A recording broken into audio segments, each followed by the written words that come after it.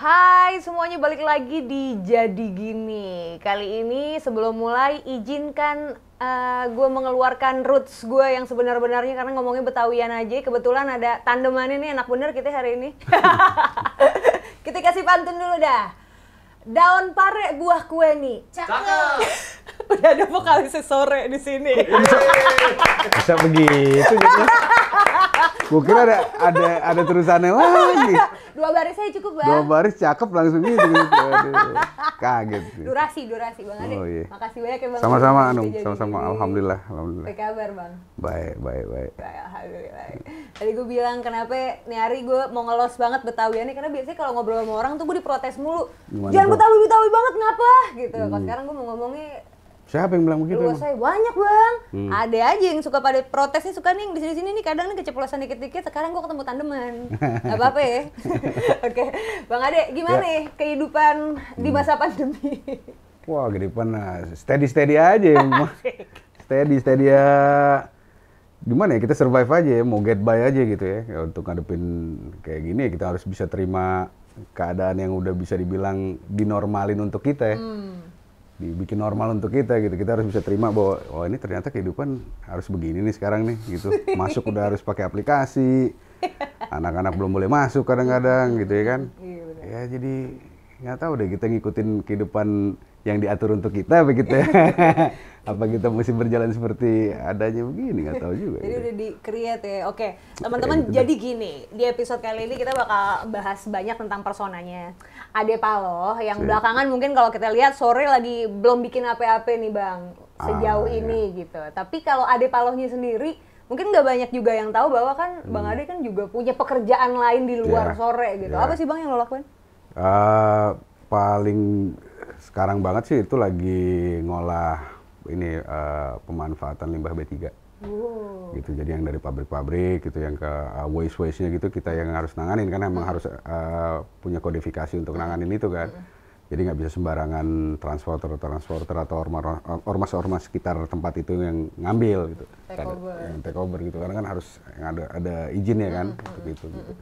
Jadi itu sih gitu, cuman ya nggak terlalu take out too much time juga, karena kan kayak gitu kan udah ada yang handle kita kan cuma di kantor doang kayak gitu kan. Kayak gitu masih bisa punya waktu juga untuk ya musik, untuk yang lain-lain ya kehidupan. Lebih banyak sih majelis aja nih di rumah tuh. Jadi kalau tiap malam gitu pasti ada aja yang datang ngobrol-ngobrol. Itu pasti tiap malam nggak pernah ini. Jadi kayak kita bikin konsultasi kehidupan aja di rumah. Wah, seru amat tuh konsultasi kehidupan. Itu udah pasti. Jadi Konsepnya gimana itu? bukan ya gimana ya? Aja gitu, Tiap malam pasti ada. Jadi di depan rumah gue tuh ada teras tuh, ada kursi panjang Jawa gitu. Tempat gue tiduran kayak Cleopatra gitu deh bentuknya. Kayak gitu. Terus iya kayak begitu. Terus pada datang ngobrol-ngobrol. Biasanya bawa peti tuh rokok. Udah kayak dukun. Peti. Ada pasti bawain rokok gue, ada tuh. Ada lah rokok gue. Terus ngobrol-ngobrol sampai malam, sampai jam 2, jam 3 gitu kan. Tiap malam ada aja. Pada ngumpul lagi tuh. Dan gue tinggal kan di komplek di daerah Lebak Bulus. Di situ juga ternyata banyak anak-anak juga. Jadi banyak teman-teman gue juga gitu. Jadi kalau tiap malam pasti ada aja yang nemenin. Teman-teman musisi atau siapa? Enggak, gitu? dari berbagai kehidupan aja. Dari kebanyakan sih yang kadang-kadang datang tuh yang dari DM di Instagram ya. Dari DM di Instagram, terus kalau misalnya Fans lo misalnya gitu, atau yang dengerin sore gitu. gue nggak pernah mau bilang fans. Kan bisnismen juga punya fans dong. Kagak, gue Gak mau disebut musisi, Bang Ade, bisnismen. Iya. Iya kan? Ini aja manusia.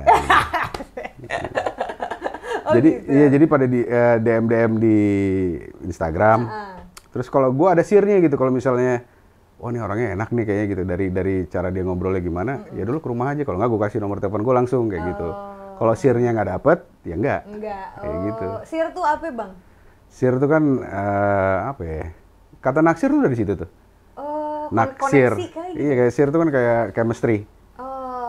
Yang dikasih sama Tuhan ke kita kan, yang kayak kita oh gue kayaknya udah enak nih, serak gue perasaan gue serak nih sama ini nih gitu. Itu share.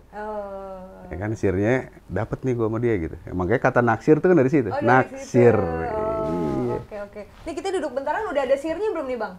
Udah dulu kalau gitu mah. Iya deh. Nahnu mah udah. Udah Stakmin tahu, udah. Bang. Udah stakmin. Nah, boleh nih, jadi kita perbanyak kamus Arab gaul juga, karena Ade Paloh kan juga orang Arab ya kan, jadi akan mendengar banyak istilah-istilah stakmin, majelis, Royit. gitu ya. Royit, Rahat, rase. seru gitu. Nanti kita kasih tahu semua artinya apaan.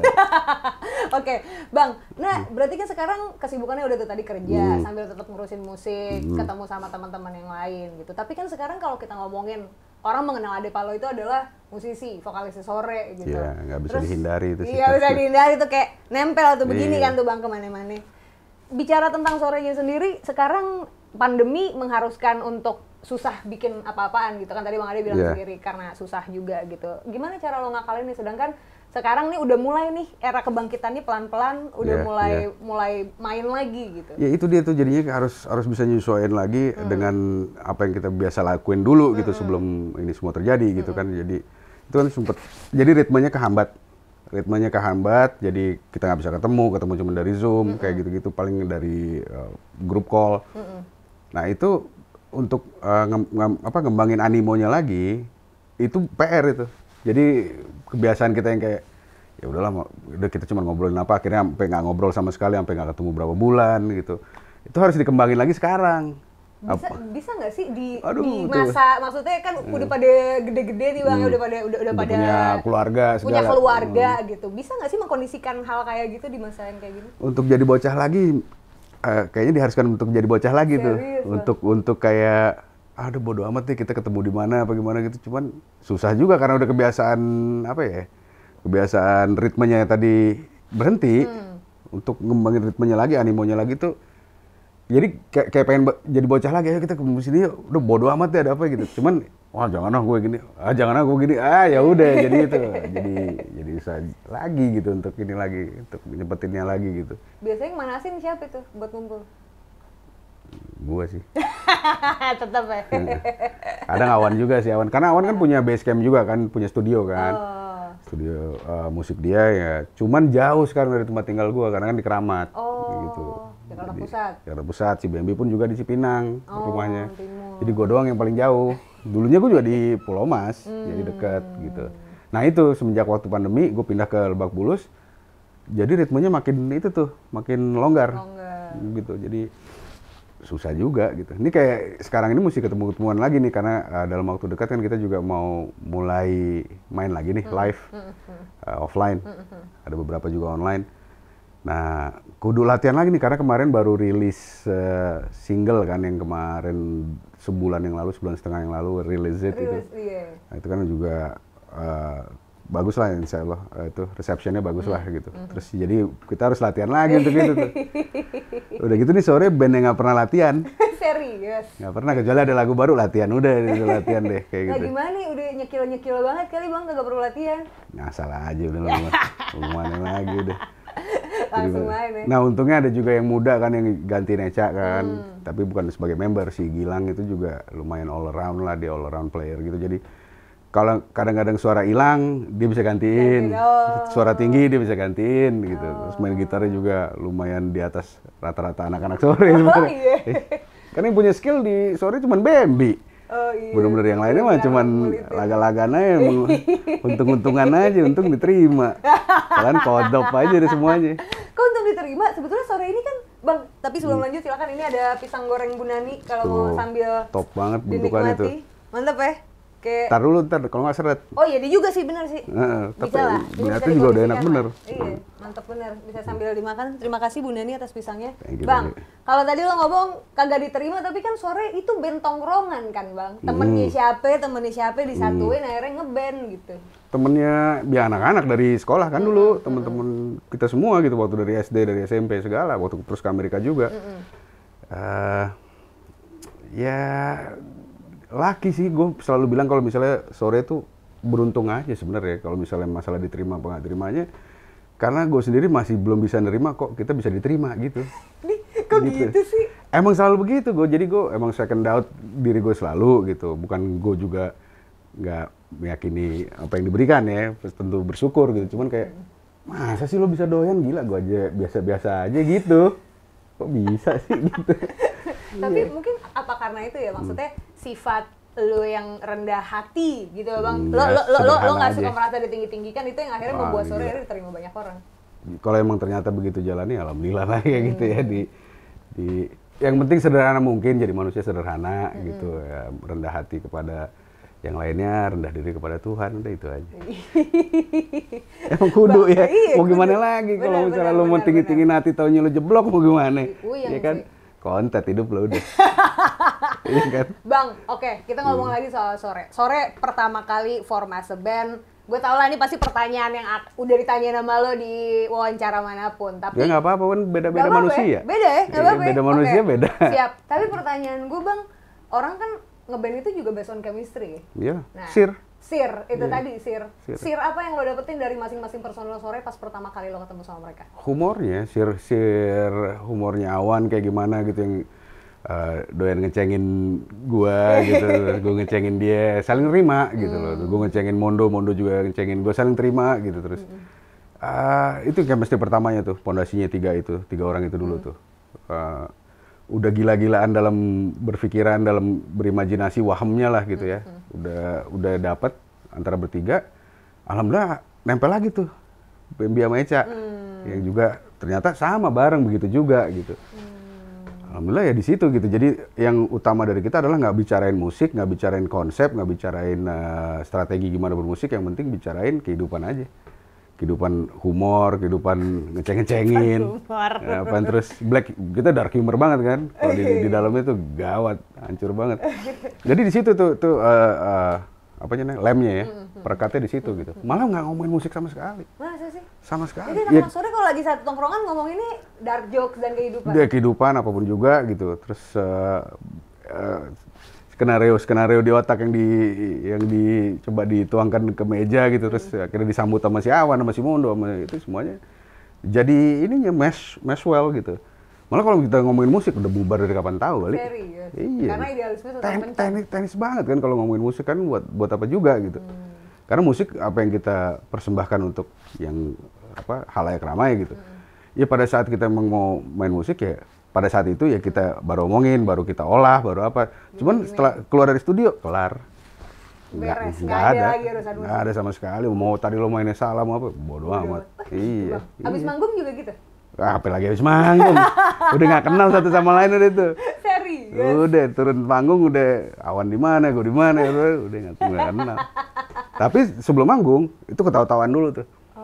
Pasti tuh. Jadi kita di ruang tunggu ngerokok, ngapain, minum lah apa segala. Itu ketawa-ketawaan dulu tuh. Pasti tuh. Jadi chemistry di situ tuh.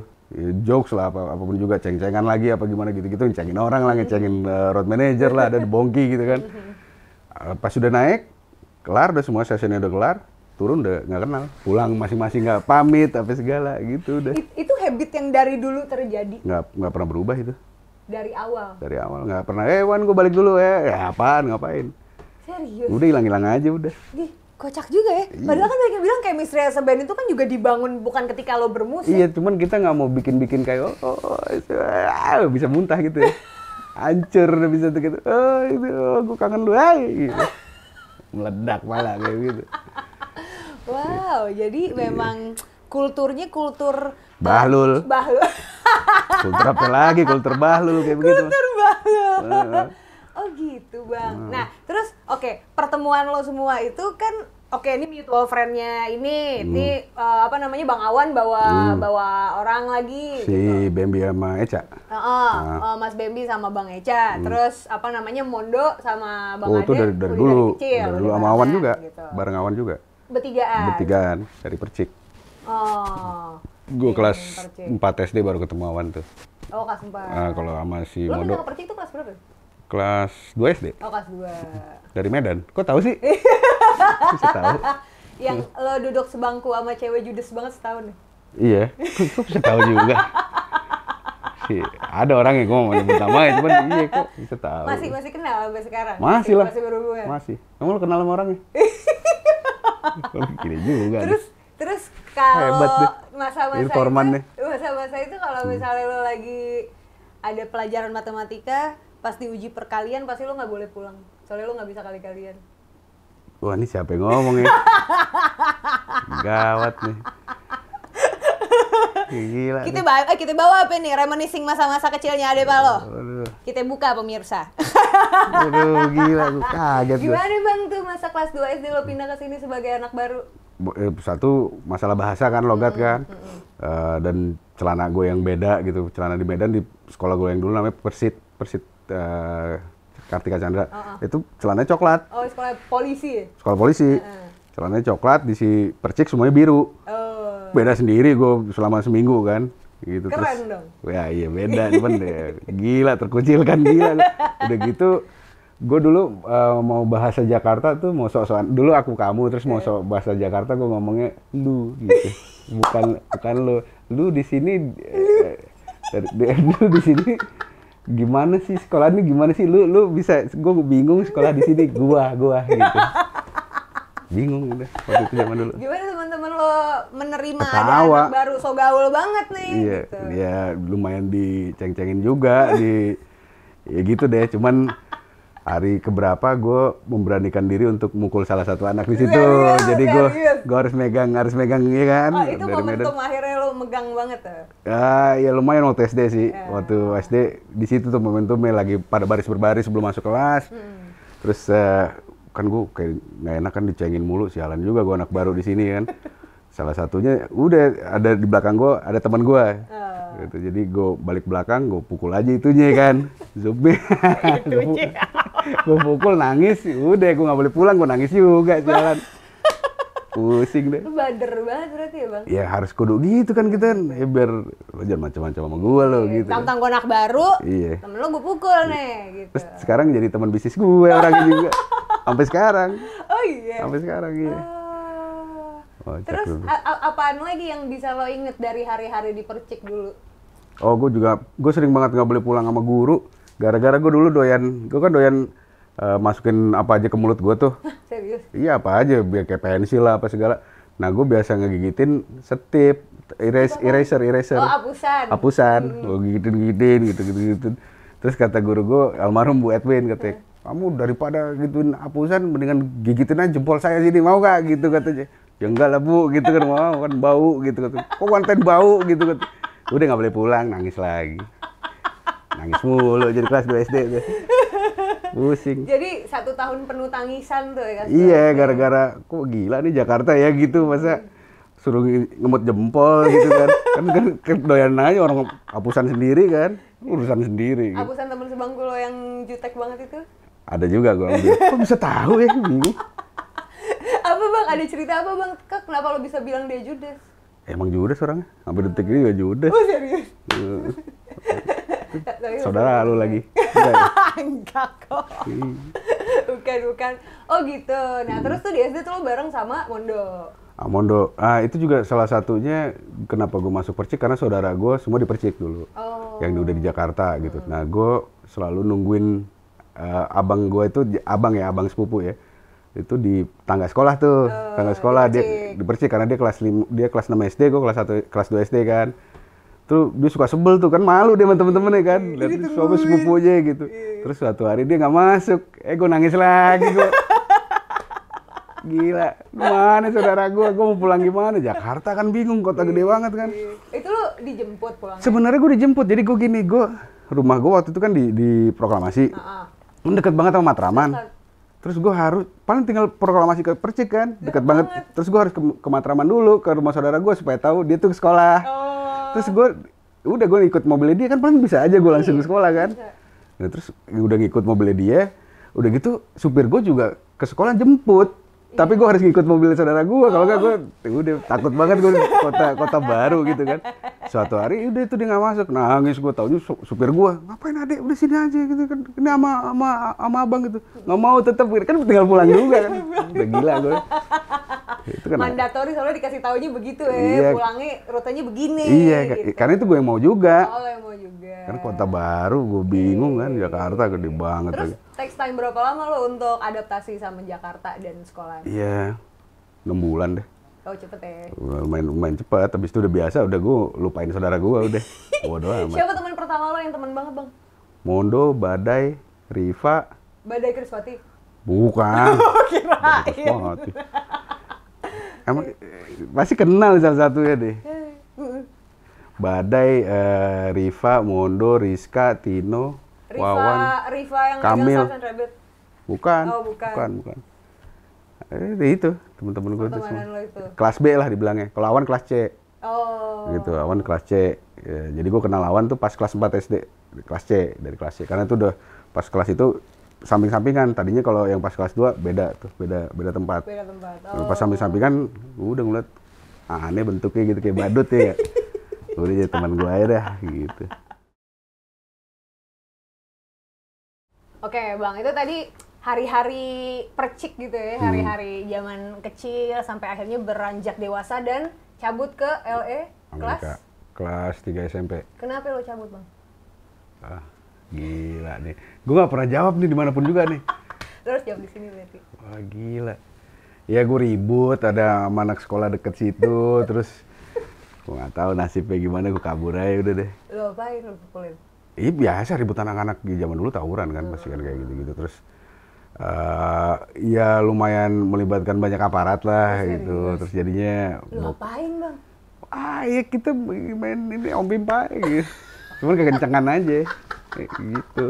Iya kan? Beda sekolah. Beda sekolah lah. Lu SMP dulu masih di Percik? Percik. Oh. Terus sama SMP 1. Oh, anak 1. Anak 1 SMP-nya Eka tuh, lu pernah cerita kan. Iya. Terus ya udah, jadi bokap bilang ya daripada ini berlanjut kayak ini kalau misalnya di Jakarta diterusin nih anak nggak bakal bener lah gitu kan. Ya, sekolahnya nggak akan bener, akan ya rusak-rusak juga karena kan bakal ketahuan dia nih anak pasti masuknya kemana gitu kan. Udah tau lah gitu alurnya. Kenapa enggak? Nah si saudara gue yang tadi juga tuh, yang kelas 5 SD. Di Amerika juga sama abang gue udah. Gue ada lagi di sana kan, dia juga ya dia lagi saudara gue lagi nih kan. Udah duluan ke sana. Udah kesana duluan gitu. Terus jadi gue di rumah dia. Numpang rumah dia sama abang gue juga gitu. Baru setahun kemudian baru rumah sendiri gitu. Iya. Tapi sebetulnya untuk anak umur segitu pindah ke Amerika pasti oh gila tajir banget nih adik lo gitu pasti lo diomonginnya gitu. Ya itu kan bapak gue bukan gue. Tapi gimana Bang? Maksud gue gini. Kalau pada saat itu kan gue kalau misalnya punya teman kayak Bang Ade gitu kan kayak iya temen gue ada gara-gara berantem pindah ke Amerika gitu. Bagaimana teman-teman lo menanggapi kepindahan lo apalagi gara-gara berantem gitu cabutnya? Ya kayak ada beberapa ngirim surat sih. Jadi dulu zaman kan surat-suratan gitu. Kangen ya? Ya kayak kenapa lo begini-gini, terus kadang yang kayak lo kok kayak hianat gitu. Lo kabur enakan sendiri, kitanya yang urusan gitu. Ya mau nggak mau kan. Nah tapi setahun kemudian gue pulang. Pulang liburan. Tahun 91 ya. Terus ketemu lah jalan-jalan bareng, terus ya tetap nongkrong bareng gitu juga. Terus ya itu ditanyain, kenapa lo lari gini. Iya gimana ya, disuruh bokap ya kan. Ya, tapi lo nya mau nggak sebetulnya? Enggak. Oh lo nya nggak mau? Ya gila umur 13 tahun, waktu itu mau hampir 14 tahun sih.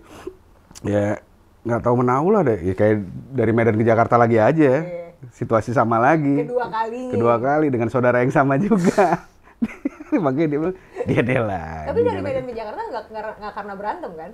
Kali di kelas 1 SD. Ya kali kan? Berantem sama panas gitu. Enggak kan? Kagak.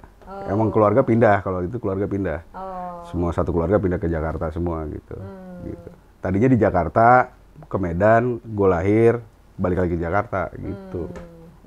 Kan gimana Bang, maksudnya sebagai anak ya mungkin secara psikologis lu belum terlalu terbentuk banget, udah beberapa kali pindah lingkungan gitu ketika lu udah mulai cocok sama orang-orangnya gitu. Gimana, apa yang lu alamin pada saat itu? Di Amerika? Perasaan lu tuh gimana? Oh ya lumayan kalang kabut sih, gimana ya, kayak harus adaptasi lagi gitu. Lingkungan yang baru, adaptasi ke teman-teman yang baru, kehidupannya juga beda. Medan sama Jakarta tuh beda banget kan, kehidupannya gitu, bahasanya juga beda gitu. Sama juga ya ketika ke Amerika juga, wah gila adaptasi lagi. Ini lebih gila lagi, cuacanya beda, ya kan? Cuacanya nggak seperti yang kita tahu. Itu kalau misalnya winter ini rusak semua nih, kering. Terus kalau pipi rusak lah gitu gara-gara dingin banget gitu rasanya kayak. Terus orang-orang yang berbahasa sangat beda sama kita, bangsa yang campur aduk banyak banget. LA lagi kan, Los Angeles itu kan isinya bukan hanya bule doang. Melting pot. Sangat melting pot, yang ada orang Chicano-nya banyak banget, ada orang hitamnya juga banyak, orang Asianya banyak banget, Armenianya banyak. Apapun juga ada di sana gitu di LA. Dan kita harus adaptasi sama mereka gitu. Kayak gitu. Waduh, gila itu. kayak kaget banget ngeliatnya. Terbelalak lah gitu kayak gitu. Terbelalak. Bahasa bagus kali-kali. Terbelalak. Jangan rusak-rusak mulu. Terus gimana hari-hari lo di Amerika, Bang? Anak umur 13 tahun nih kan, baru mau 14 tahun, pindah ke lingkungan baru, ketemu teman-teman bule, bahasa juga pasti adjust lagi. Gimana lo mengawali hari-hari di sana? Mengawalinya, ya sebenarnya lucu, ironis, bokap gue tuh ngejauhin gue dari segala mara bahaya ya. Tapi? Makin bahaya di sana. Kotor kalau orang Arab bilang mah. Harbata, berantakan. Penyakit. Penyakit. Ya gimana ya, nggak ada yang supervise gua. Di sana yang supervise cuman ya saudara gua, abang gua, segala gitu, yang dimana gue lebih keras dari mereka. Kalau misalnya gue dikasih tahu, gue lebih keras, gue lebih ya gitu deh. Terus banyak teman-teman juga di sana yang udah, itu temenan gue tuh umur 22, 23, 25, gue nya 13 tahun. Yang udah boleh minum semua kan. Ya mau nggak mau gue daripada ginjal ya nggak, gue minum juga ikut. Daripada kena ginjal gitu kan, minum juga.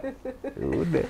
Jadi malah makin badar lo di sana ya, Bang? Habis-habisan rusak ya. Tapi ya masih dalam ini ya, masih dalam ya, karena kan kita adat istiadat kan Aceh Arab dan segala gitu ya, masih dalam bandel banget iya, tapi juga nggak terlalu rusak banget lah gitu. Masih ada kayak ngasih. Gue ngerokok nggak depan abang gue. Oh iya. Iya. Segan itu sampai setahun 2 tahun deh gue pas di sana tuh. Jadi gue ngerokok kalau ada abang gue kasih saudara gue gitu. Abang, gitu. Tapi saudara lo paham kalau lo ngerokok? Paham. Ini kan dia udah biasa dari SD juga, dia udah ya gini dia lagi deh. Gitu. Tapi kalau ngomongin soal keseganan, itu kultur Aceh yang gue tahu itu kan keras ya, Bang, ya? Karena gue juga masih ada keluarga Aceh. Piring-piring terbang gitu udah biasa dong, Bang? Biasa lah. Tiap hari tuh? Biasa lah, ya orang kalau misalnya masuk ke keluarga kita gitu kan kayak, wah kok gini kasar banget, padahal enggak, biasa. Karena ada Arabnya juga gitu sama juga. Teriak-teriakan apa segala gitu kayak. Ya kayak, let's say lah gini, kayak misalnya istri gue gitu. Dia Sunda. Ketika masuk ke keluarga gue, itu dikira berantem mulu kita, padahal enggak. Bapak, ibu, apa anak tuh kalau di kamar gitu, dia dari luar kamar gitu. Ini lagi berantem apa lagi? Wah ini parah nih keadaan. Masuk dalam sambil habis ini ketawa-tawa. Orang biasa aja gitu. Karena kata-kata yang keluar kan pasti kotor, apa kata-kata ya piring pecah lah gitu. Cuman sebenarnya itu romantisme. Romansanya begitu emang. Kulturnya memang kayak gitu ya. Iya. Berarti lo emang didikannya lumayan keras ya, Bang Ade, kalau dari kecil? Lumayan ini sih, lumayan primordial kalau bisa dibilang ya. Lebih primordial gitu. Kuat banget Sumateranya dari bokap. Kuat banget akhlak sama adab ya dari Arabnya. Sama ini kuat ini juga apa, romansanya, romansa kemelayuan gitu, makanya lirik-lirik juga dari situ, lirik-lirik lagu dari situnya juga kayak gitu. Nah jadi itu sebetulnya masih kepegang ketika lo pindah ke US sama abang lo tuh, abang lo seperti kasta tertinggi gitu ya, Bang ya? Iya kayak gitulah, jadi gue harus respect sama dia juga karena dia tuh kan perwakilan bapak gue di sana kan, di Amerika kan, gitu. Jadi ya gue sampai bokap gue sebelum meninggal, gue waktu umur 4 ya bokap meninggal ya. 43. 2019 ya? 2019. Itu kalau misalnya dia lagi lewat depan gue lagi ngerokok, buang. Padahal anak gue udah 3. Pasti tuh. Tepet gitu. Lagi ngapain, Dek? Gini-gini aja, megang-megang angin aja. Gini dong. Megang-megang angin deh gitu. Terusin aja gak apa-apa, Dek. Terusin apa? Gak ada apa-apa gitu. Sampai gitu. Ya karena gitu loh, maksudnya gue masih ingin megang apa ya, identitas gua gitu, masih mau megang bahwa gue menghormati orang tua gua gitu, kayak gitu. Walaupun gua gitulah gasruk mungkin gitu, tapi at least gua ada itunya gitu, at least gua ada pegangan pondasi gua gitu, kayak gitu. Kebanyakan orang Sumatera gitu juga kan, emang kayak gitu kan. Nyokap gimana? Kalau nyokap membawa kultur yang seperti apa? Gila, dia Betawi, campur Medan, campur Aceh, campur Arab, udah mana tuh, campur aduk. Dia kalau ngebangunin apa ya, khadam ya. Kalau di ART, itu dia dari tingkat 2 nih. Dari tingkat enggak ada rantangan, dia dilempar aja ke pintu itu. Serius? Ya Allah, Tante. Kita inget yang di rumah nih. Iya. Jadi kan pintunya di bawah tuh. Kita lagi di bawah nih. Biasanya kan suka ke rumah nyokap tuh. Rumah nyokap pagi-pagi tuh buka laptop, kerja kan. dari atas itu, Ame bangun, lemparin rantangnya dia tuh, duar, kita ketawa aja, dia keluar kan, iya bu, gitu, kita ketawa ini, udah gitu, itu pasti normal itu, dia nggak maksud nggak respect nggak apa, habis itu ya, gue gajinya juga bagus ya, seneng-seneng aja, lempar rantang nggak apa-apa bu, orang baik dia, cuman dia gitu adat, ngeliat orang susah nggak bisa dia di jalan apa siapa aja kasih sama dia, tukang kere lah apa kasih sama dia, cuman begitu adatnya. Ya kita mau bilang apa? Iya benar, kultur ya. Kultur. Oke, itu tadi soal keluarga bang. Balik lagi kita ke Amerika lah. Tadi bang Ade masih lagi di Amerika. Berarti total berapa tahun bang lo di sana? 11 tahun. 11 tahun. Sampai umur 24 ya? Umur 24. 24. Di sana lo ketemu lagi sama Bang Awan, sama Bang Mondo. Iya. Dan akhirnya balik ke sini, udah plan untuk nge-build sore atau belum ada? Nggak ada sama sekali. Nggak ada sama sekali, gue juga sebelum sore tuh lo ada band lain juga kan? Ada di Amerika. Itu sama yang sekarang jadi Float tuh, salah satu basisnya Binsar. Binsar ya jadi bikin iseng-iseng aja, itu band konsulat, karena konsulat kan punya apa namanya alat-alat musik di situ yang punya konsulat, ya kita main suka situ, jadi main-main gitu. Tapi nggak ada pikiran bikin gitu, nggak ada. Begitu sampai ke Indonesia aja, sampai si Awan ngajakin akhirnya, gitu. Pas balik ke Indo 2000-an ya? 2001. 9 hari sebelum WTC. Iya. Itu udah balik. 1 September 2001. Gila. Iya kan? Berapa hari itu? 10 hari kan? Iya. 1 September. Gue nyampe, tiba-tiba gue lagi ngerokok di luar, panggil sama nyokap gue, lihat deh di TV, Amerika tuh, gitu. Iya tuh, 10 hari. Kalau nggak gue bisa keluar kan tuh. Iya, gimana lo pulang? Nggak pulang. Udah kagak ada dong sore. Bisa jadi. Iya kan? Bisa jadi. Udah beda lagi tuh destiny-nya itu, keputernya tuh. Iya. Wah, semua udah aturan yang maha kuasa, udah paling bener deh. Oke, 2002 akhirnya sore kebentuk tuh bang. Officially kebentuk karena gue manggung sama anak-anak di Gedung 28 tuh, acaranya galeri apalah gitu, gue lupa. Gitu. Gue dulu masih madep belakang gitu gue kalau manggung. Kenapa? Malu. Ini kok gitu? Kan gue gila, pemalu gila gue. Lo introvert banget sih? Super introvert sampai sekarang gitu kayak. Cuman kalau gue udah nyaman, ya kayak keadaan kayak gini udah nyantai gue kalau misalnya di panggung. Gue basically itu nggak doyan diliatin orang rame tuh, pusing gue. Serius? Iya, gue dulu pernah gini, balik lagi ke SD nih. Gila, padahal rumah gue deket ya, gue naik mobil jemputan. Nah di mobil jemputan ada cewek namanya Tisna, tuh 2 tahun di atas gue. Doainnya ngeliatin gue. Nah terus dia cuma iseng kayak ngeliatin gue, terus yang lain ngikut ngeliatin gue. Wah tuh gue gini, panjang perjalanan begini gue.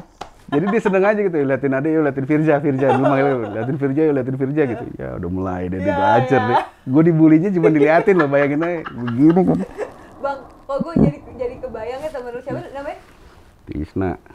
Di atas gue 2 tahun itu. Tisna itu adalah gue.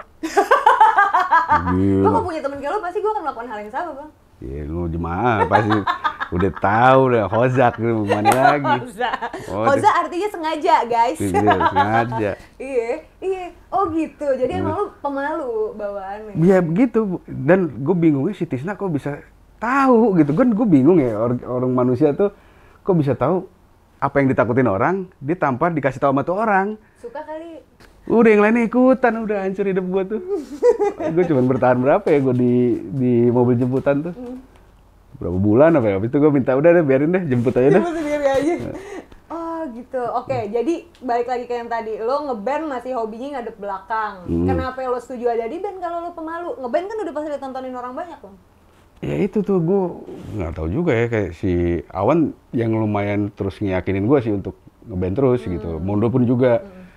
Dan apa ya, kayak dorongan dari rumah juga sih yang kayak lo udah ngelakuin sesuatu jangan sampai gagal gitu. Kalau lo udah mulai sesuatu, kan juga bokap juga pernah bilang kan almarhum kan, kalau misalnya kau bisnis kerja tapi kau tetap harus main musik supaya kau nggak gila katanya gitu.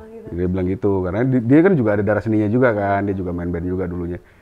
Jadi ketika gue udah mau melakukan ini, kalau misalnya gue cuma setengah-setengah, malu gue sama orang rumah gitu, malu sama abang gue, sama mak gue, sama bapak gue gitu, sama semuanya lah gitu yang punya harapan di situ gitu.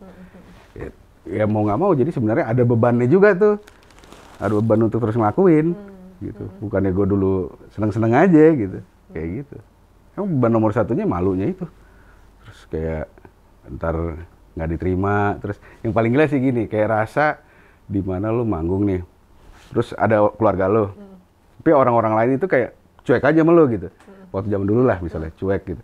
Kan lu rasanya kayak, ya kasihan banget sih bapak ibunya ngelihat orang yang nggak dianggap gitu. Nggak ditonton yang main lain. Nggak ditonton. Itu tuh yang rasa-rasa gue, sampai detik ini ada. Serius bang? Sampai detik ini gue asal manggung itu, gue nggak mau keluarga gue nonton. Wallahi. Jadi itu paling berat buat gue adalah adanya keluarga gue nonton. Ketika kalau misalnya mereka kan paling subjektif jadinya kan, mereka nggak objektif, udah pasti subjektif gitu. Terus ngelihat, wah tuh kamu sih mainnya jelek karena makanya tuh nggak ngeliatin kamu, tuh kamu sih. Ya bagusan emang nggak diliatin pak gitu kalau nggak gitu. Apa siapa, aduh itu rasa paling gila sih anak gitu ngeliatin, aduh gila gue nggak bisa gue paling nggak mau. Jadi gue kadang-kadang orang rumah nggak tahu kalau gue manggung. Iya, jadi kayak bini dulu kayak, besok kamu mana nih? Kok udah siap-siap aja ransel apa segala? Manggung Makassar gitu. Gua bilang ya, ngapain bilang sampai gitu. Iya. Saking itu ya, saking gua nggak mau ada keluarga gua tahu gitu. Untuk nonton lah gitu. Kalau di Jakarta dan mereka mau nonton itu siksaan buat gua tuh, gila itu aja. Itu pasti ada hadir depan gua, aduh. Terus kan mereka kan pengen gimana ya, kayak kita rasa kita lah, let's say kita punya seseorang yang kita kenal manggung di atas, bangga dong. Pasti kan? Iya. Temen lah, apapun juga gitu. Ini saudara sendiri, keluarga sendiri kita ngelihat, wah gila bangga ya sama dia, cuman kok nggak ada yang ngeliatin ya gitu. Tapi itu sebenarnya nggak ada rasa itu, cuman di kepala lo parno gue doang gitu. Tapi itu lumayan bikin gue, ya gue hyper melankolik juga kan sebenarnya. Jadi yang nggak patut dipikirin gue pikirin. Overthinking rusak itu, emang itu penyakit gue nomor 1 men, gila. Jadi guys, tenang kaum overthinking, Ade Paloh juga overthinking kok. Overthinking, tapi gue nggak tahu cara ngatasinnya tuh. Yang instan nggak tahu, tapi yang apa namanya regimental gue tahu. Satu ikhlas, pasrah segala gitu kan, yang udahlah lo pasti lo serahin aja gitu diri lo gitu, berserah diri apa segala itu tahu gitu. Cuman kan pada saat on an instant kita kan hilang begitu, buyar gitu. Cuman bisa ya kita akhirnya zikir, mau nggak mau kayak gitu. Zikir lo apaan bang kalau lagi dalam kondisi kayak gitu? Salawat, pasti salawat, gue salawat, udah pasti lah insya Allah. Aturkan salam ya nggak? Salam. Bukan itu, beda. Jadi lagu sekitar kita. Oke, Bang, berarti sebetulnya keluarga itu tuh menjadi elemen terpenting dalam hidupnya Ade Paloh. Oh iya. Sampai sebegitunya banget loh. Sampai sebegitunya iya. Sampai ya darah gua lah gimana ya kan ya, jadi ya, everything tuh revolves around family. Semuanya gitu, rasa perihnya kita gitu, rasa perihnya mereka lah masuk ke kita gitu, kayak rasa anak, kayak gimana rasa istri, kayak gimana rasa abang kita gitu. Itu semua karena gue hyper empatik juga, jadi mikirin rasanya mereka, padahal kagak perlu kan, gila gue lama-lama gila gue. Bang, lo Aquarius ya? Aries. Oh, Aries? Aries. Aquarius bokap. Lo Maret? Maret 29. 29. Oh iya bener. Aries itu kan lucu sebenarnya, sebagai Aries gue nggak percaya bintang-bintangan coba. Serius? Paradoks kan? Maksudnya dialektika kan? Iya. Sebagai Aries gue nggak percaya bintang-bintangan. Tapi dia nyebut sebagai Aries. Ya. Aneh men sebenarnya. Konsep yang kompleks. Kompleks. Oke, keluarga buat Ade Paloh. Bang, kalau tadi lo bilang kan bokap lo yang juga bilang kamu kerja, bisnis, tapi jangan pernah tinggalin musik. Jangan pernah. Berarti sebetulnya motor penggerak lo tuh juga yang utama bokap ya? Oh, nomor 1 sampai detik ini. Gue nggak pernah, semenjak dia meninggal 2 tahun yang lalu ya, 1 hari pun terlewat gue nggak nyebut nama dia. Oh ya? Bokap gue. Pasti kalau misalnya ada orang di rumah, oke bapak gue dulu. Oke bapak gue dulu gitu. Kayak tadi nyebut bokap berapa kali kan. Iya. Jadi gue tetap dia hidup terus gitu di kata-kata gue gitu. Jadi begitu besar ya gitu efek dia ke gue gitu. Kayak bokap. Kalau nyokap ya kayak gue aja sama. Seru aja gitu. Iya, dia kayak gue yang dimana overthinking juga, emosional juga. Empatik juga, cuman cara empatik ini beda itu. Bingung lempar rantang gitu kan. Itu empatik kayak gimana? Kan gila kan? Bercanda kali niati. Emang bercanda. Iya. Abis itu dia juga ketawa. Dia ketawa, gitu. Yang dapet rantang siok tapi Ya, kayaknya. udah, ambles. Bang, apa bang yang paling lo nggak bisa lupain banget dari bokap? Apa momen atau mungkin pesan selain yang tadi yang lo jadi acuan hidup banget karena kelihatan lo tuh sama bokap gitu banget gitu. Ya, dia Itu privilege. yang paling gue nggak pernah lupa dari omongan dia adalah jangan pernah lupain kalau orang baik sama kau, tapi jangan pernah kau ingat-ingat kau pernah baik sama orang, gitu. Kalau kau baik sama orang, kau jangan ingat-ingat, percuma itu, murah itu semua. Kalau orang kau baik orang baik sama kau, ingat terus itu sampai kau mati. Gitu. Kau baik sama orang itu murah, jangan kau ingat-ingat gitu. Kayak gitu. Bokap itu hebat kata-kata dia tuh. Wow, jadiin quote ya. Iya dia tuh hebat juga tuh orang itu. Itu yang masih lo pegang banget sampai sekarang. Sampai detik ini, jadi waktu dia meninggal aja tuh, wah gila itu 7 hari itu bisa bilang sampai 1000-an orang ada datang itu. Iya, jadi sampai orang-orang kita nggak pernah tahu gitu, orang-orang ya yang ini siapa gitu, bapak baik banget sama saya dulu, bantu saya nangis, wah gitu-gitu. Cuman kalau waktu masih hidup pun juga masalah datang gitu, bapak dulu bantu saya, siapa kok aku mau bantu apa sama kau gitu. Lupa dia. Tapi kok orang akan selalu inget gitu dia bantu. Wah, jadi gua ingin ya suatu hari gua nanti gak ada, gua pengen kaya karena suatu hari orang akan ingat riwayat gua itu, gua pengen kayak bokap begitu. Jadi gua kayaknya dari riwayat gua yang hidup di hati orang lah, kayak bapak gua gitu. Nah gua pengen kayak dia gitu. Itu udah bagi gua orang kaya. Kaya udah itu sekaya-kayanya manusia udah gitu. Makanya gua tulis di kuburan dia khairun nas anfuhum linnas. Sebaik-baik manusia adalah yang bermanfaat buat manusia lainnya. Udah gitu yang gue suruh nulis, itu orang kantor gue salah nulisnya, gila. Jadinya apa ya? Kagak ada nasnya, udah jadi apa gila. Ini gimana tante gimana nih? Ya udah kadung. Gimana masa gue pahat? Khairun linnas kan ada nasnya kan? Kagak ada titik atasnya. Apaan jadinya? Ntar gue suruh bolongin aja dah. Dah. Berarti kangen terus ya bang sama Wow, tiap hari bokap gue. Cuman ya, gue anggap dia hidup aja. Kayak gue gini, kayak di rumah. Jadi ini dark comedy yang jadi gue suka ke rumah nih. Gue nanya nih ke yang di rumah, Mbak, nih wifi kenapa gak hidup sih gitu? Ya udah ibu dimatiin ibu gitu katanya. Terus lah kenapa dimatiin ibu? Ya nggak tahu, nggak pernah bayar lagi. Itu yang kamar suruh bayar dong gitu. Bapak gue maksudnya. Itu yang kamar suruh bayar dong gitu kan. Terus kata ini, gak tahu tuh bapak ya nggak bayar. Mungkin pergi kali, coba telepon coba gitu kayak gitu. Jadi kayak, aduh, ntar saya bilang ibu deh, bapak emang gimana sih, masa nggak mau bayar sih? Itu dia udah ada wifi dong. Iya tahu tuh bapak juga. Itu yang dilempar itu, dilempar rantang. Emang dari dulu dia dari kecil.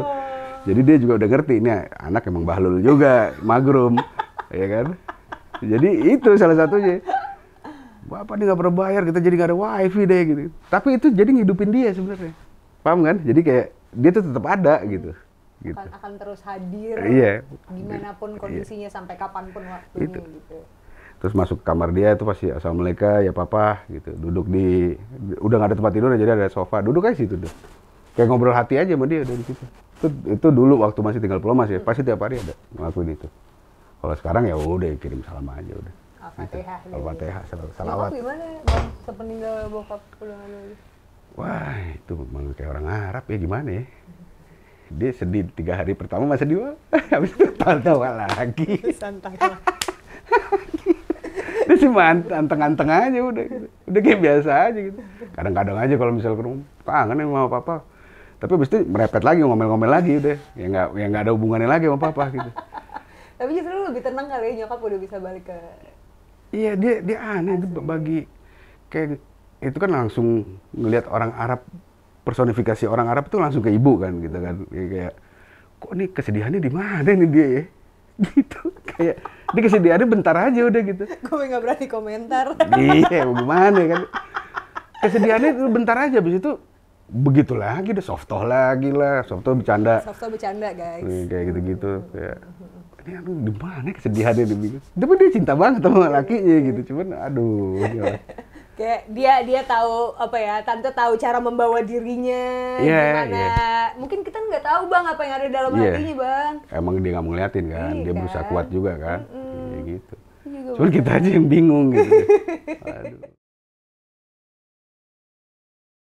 Bang Ade, sedikit lagi soal keluarga. Tadi kita ngobrol off cam-nya banyak bener nih, sekarang yang on cam-nya. Bang, lo kan ada di Paloh family ini. Jadi ada behind the scenes kalau on cam, off cam-nya gitu bahwa ternyata. Yang tadi kan nggak kerekam. Bang, Paloh family ini kan dikenal sebagai keluarga yang memang politisi, keluarga pemilik media gitu. Lo dituntut untuk berada di dalamnya juga nggak sih? Somehow orang-orang di sekeliling keluarga iya, tapi keluarga gue sendiri nggak. Kenapa? Terutama ya, bokap juga bersikeras untuk stay out dari itu gitu karena kita nggak mau kayak kesannya aji mumpung gitu. Terus om gue sendiri yang Surya Paloh juga pernah bilang gitu, kalian lebih baik, ini ngomong ke saya dan ke abang gue, pakai nama aja gitu, pergunakan nama aku nih, nama awak, pergunakan nama awak katanya. Nah, kau bisa dari situ sebagai kartu nama, tapi awak nggak kasih kau modal gitu, kayak gitu. Nah, kita oh ya oke lah om, paling dalam hati modal dikit juga nggak apa sih, sialan juga nih orang. Mengenapa sih, lo duit lo banyak juga gitu, modal dikit. Kita mah doyan aja mendengar filosofinya, oh bagus juga om gitu. Cuman lemas juga udah kan. Nggak ada tuh ciprat-cipratan dikit? Ada beberapa kali mah ada. Kalau misalnya kita lagi emergency, om tolong om, hancur nih kita deh. Oke siap, gitu. Ada. Break the glass ada. Tapi lo nggak pernah berminat untuk ada di dunia itu sama sekali? Enggak sama sekali. Politik ya? Enggak sama sekali. Karena itu dealingnya sama hati nurani, di mana kita juga harus bermuka dua gitu. Gue nggak bisa gue kayak gitu. Lo ngeliat om lo gimana? Oh dia harus melakukan itu. Dia emang udah itu peran dia di hidup dia ya. Dan gue mendoakan dia, semoga dia sehat, semoga dia bahagia ngelakuinnya. Semoga juga ntar dia bisa mempertanggungjawabkannya di sana nanti. Insya Allah, mudah-mudahan tidak diberi hisab yang terlalu berat lah. Sama semua kita pun juga kita saling mendoakan, adu abi doa ya, doa abi doa gitu untuk insya Allah hisab kita jangan terlalu berat lah. Amin, gitu, ya Allah doain gue juga dong bang. Insya Allah dapat syafaat juga. Oke, bang, itu tadi tentang Ade Paloh dan juga keluarga. Sedikit aja nggak usah banyak-banyak, nanti kita bikin episode lain khusus buat ngobrolin yang itu ya bang ya. Kali kan nggak ada yang tahu 2024 Ade Paloh mau ngapain kan? Waduh, doain panjang umurnya dulu dah. Sehat-sehat. Ya Allah. Oke, bang, balik lagi ke sore. Sore itu selalu menjadi misteri buat gue pribadi mungkin dan juga untuk para sorealis di luar sana gitu ya. Kita ini para sorealis ini mencintai lirik-liriknya Ade Paloh, namun juga kita mencintai bagaimana Awan Garnida ini bisa melengketkan para personel. Apa sih istilahnya Bang Awan tuh kan yang ngelengketin semua kan Bang? Dia generatornya dari sebenarnya. Generatornya, mesinnya gitu. Mesinnya ya. Dia generate everything, dia juga yang merekat kita semua. Dia perekatnya. Dan kalau bisa dibilang dengan humornya dia sih, dia selalu mencoba menghangatkan suasana gitu. Terus lucunya itu anak paling jarang hadir. Oh iya. Jadi dibikin kayak gitu tuh kangen terus sama dia gitu. Jadi kita kayak dia tuh hadir cuma sebentar, muncul sekali. Gue juga nggak yakin dia tuh orang beneran kali ya. Emang mungkin dia tuh hantu kayak sih. Hantu yang berbadan besar sekali. Iya tuh hantu. Hantu dia itu. Karena dia munculnya sekali-sekali. Kita tuh sampai nanya, mana sih Awan sih? Bahkan di rumah dia. Serius? Di studionya dia gitu, kita sampai nungguin. Dia gawat banget gitu. Terus datang tuh udah pakai bajunya yang itu aja, yang putih. Ini lucu nih Awan nih. Awan jadi gini. Kalau dia ini keluar kota, dia bawa satu koper. Dia buka. Putih semua. Iya udah. Nih gue yang mana ya gitu. Udah sama semuanya. Oh yang itu yang bawa lagi dikit Wan, itu kayaknya beda dikit tuh gitu. Udah sama. Baju putihnya yang kayak engkongko yang jualan beras. Bener ada tandanya deh capnya. Itu sama suspender dia, celana kadang putih kayak Om Manado gitu. Udah semua, aduh ya Allah. Jadi satu begitu dibawa sama dia tuh dibuka, udah sama. Terus dia minta sama orang pilihin yang mana, katanya hancur pala begitu. Makanya bukan orang kayak hantu itu anak. Makanya pakai putih-putih lagi. Itu Bang Awan ya, dengan kehantuannya Bang Awan. Terus ada juga Bang Bambi yang teknis banget, skill penguasaan instrumennya. Super, dia tuh super gadget. Super gadget? Super gadget, apapun juga gadget dia tahu yang terkini, apapun juga pasti dia update ke anak-anak, gadget ini, gadget itu, jangan pakai ini, jangan pakai itu, jangan pakai ini gitu. Teknis semuanya gitu. Teknis banget ya. Dan dia itu penertawa paling baik. Jadi kalau kita ceng-cengan, kita ngejokes kayak orang gila, dia tawanya bikin kita semangat. Jadi dia cukup ketawa aja, wow, kenceng banget tawanya kan, gain suara dia tinggi tuh. Simbal-simbal aja nggak usah dipukul, bunyi. Itu pasti tuh masih Bambi. Nah dengan ketawanya dia, kita semangat tuh makin tuh. Makin ngejokes makin semangat. Jadi penyemangat dia. Terus bicara ibarat kutub utara sama selatan, ada Bang Echa juga di situ. Bang Echa nih yang juga beda dan memberikan warna tersendiri. Wah gila, dia tuh kayak kita ngemut obeng rasanya tuh kalau sama dia. Iya itu analoginya, karena beda dia humornya juga beda, humornya tuh intrikel gitu terus. Misalnya kayak apaan? Aduh banyak deh, susah. Itu udah bener-bener penuh dengan rumus dan teori yang hanya dia tahu doang gitu. Aduh gila itu. Pokoknya kayak kegigit karbit rasanya itu. Bener-bener. Apa rasanya pas Bang Echa mutusin untuk hijrah dan ninggalin Sore? Dia tuh nggak pernah hijrah, dia. Nggak hijrah? Kagak. Hijrah keluar band maksud gue. Oh itu. Bisa aja lah, iya. Gila dia langsung tebet. Hebat ya. Bajai belok kanan. Gimana bang? Itu dia pernah nelpon gua suatu hari gitu, terus kayaknya dia bilang ini udah saatnya dia mutusin untuk berjalan sendiri. Terus dia pengen nyoba sendiri, realisasi musiknya sendiri gitu. Dia mau juga bikin gedein merchandise dari musiknya dia sendiri. Itu kan Maimun ya, project dia kan project. Dia pengen nyoba di situ, nggak pengen selalu ngedompleng sama Sore gitu. Terus dia nanya, lo gimana? Ya gue juga mungkin sih, coba gue kepikiran juga gitu. Kalau misalnya gue kayak gitu juga, gue juga ada beberapa project sendiri pengen gue ituin. Cuman pada akhirnya yang terrealisasi dia yang sendiri yang keluar. Gitu terus ya kita ya semuanya. Dan dia minta, ntar pada saat konser terakhir di Oya Adelante, jangan ada kayak bikin perpisahan gue ya gitu, kayak ntar gue muntah katanya. Udah gitu, itu percik tuh, cool ya kan, nggak mau tuh ada gitu-gituan tuh. Jangan deh pokoknya gue, dia sampai gini, sampai gitu. Kalau ada ntar tiba-tiba, wah Echa apa segala gitu, sampai gitu dia, nggak mau gue gitu. Ya udah. Rolling Stone bukan sih? Bukan, yang di Studio Palem. Oh di Palem, gue nonton ya lupa. Itu konser terakhir, konser gede itu. Itu 2.000 orang apa datang ya kalau nggak salah deh. Tuh, Oya Adelante di Taman Palem. Itu terakhirnya Echa main buat Sore, gitu. Itu 2 hari setelah bokap meninggal. Iya, gue di atas udah nggak inget apa-apa gue. Untung yang nyanyi banyak. Iya, penonton semua nyanyi. Nggak, maksudnya. Ada guest vokalis. Iya, collab-collabnya banyak. Jadi gue, ya alhamdulillah dikit aja udah. Itu gue sampai nggak inget apa-apa gitu. Jadi kayak misalnya, bang waktu itu lo nyanyi, emang lo ada gitu. Ya gila gue foto sama lo, gue nggak inget apa-apa ya gue. Gitu aja udah, berlalu begitu aja. Kayak gitu.